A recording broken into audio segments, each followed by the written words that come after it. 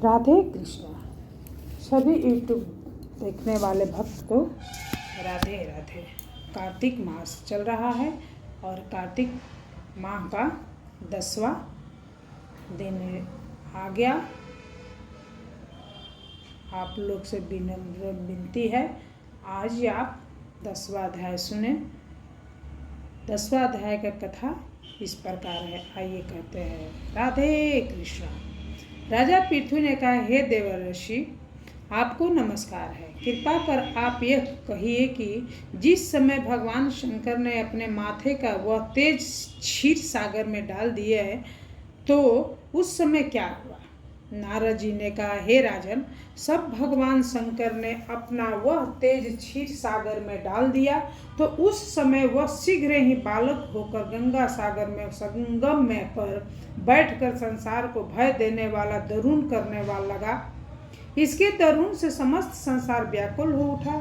लोकपालों के मन में भी व्याकुलता हुई। चराचर चलायमान हो गया। शंकर सुमन के दुरुन से ब्रह्मांड व्याकुल हो गए। समस्त देवता और ऋषि मुनि व्याकुल होकर लोक पितामह श्री ब्रह्मा जी के शरण में गए। सबने मिलकर श्री ब्रह्मा जी को प्रणाम किया और स्तुति की। फिर कहा कि हे पितामह, यह तो बड़ा भयंकर समय उपस्थित हुआ है। हे महायोगिनी, इसका नाश कीजिए।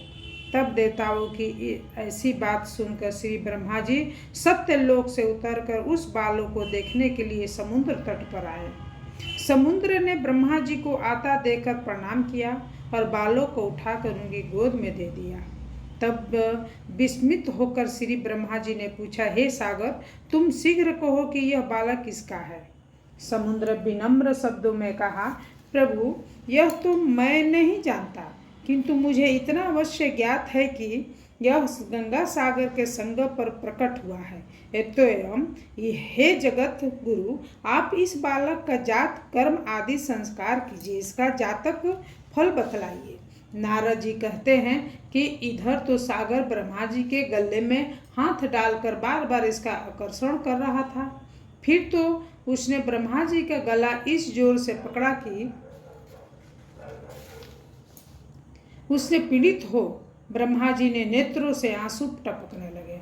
किसी प्रकार से ब्रह्मा जी ने अपने हाथों का जोर लगाकर अपना गला छुड़ाया और सागर से कहा, हे सागर, सुनो, मैं तुम्हारे पुत्र का जातक फल कहता हूँ।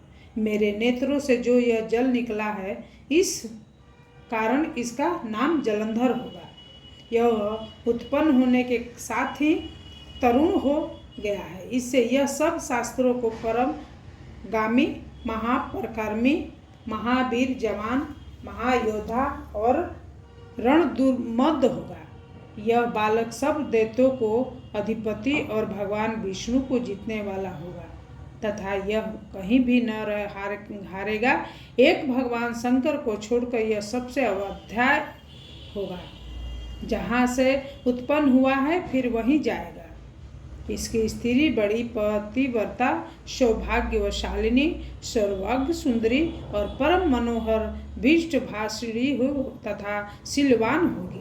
नारद जी कहते हैं, हे राजन, सागर से ऐसा कहकर ब्रह्मा जी ने शुक्लाचार्य को बुलाकर उसके हाथों से बालक का राज्य अभिषेक कराया और आप अंतर्ध्यान हो गए।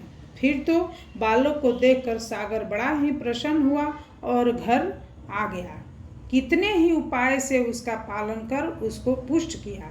फिर कालनोमी नामक असुर को बुलाकर उसकी वृंदा नाम की कन्या से शिविधि विवाह करवाया दिया। उस विवाह में बड़ा उत्सव हुआ।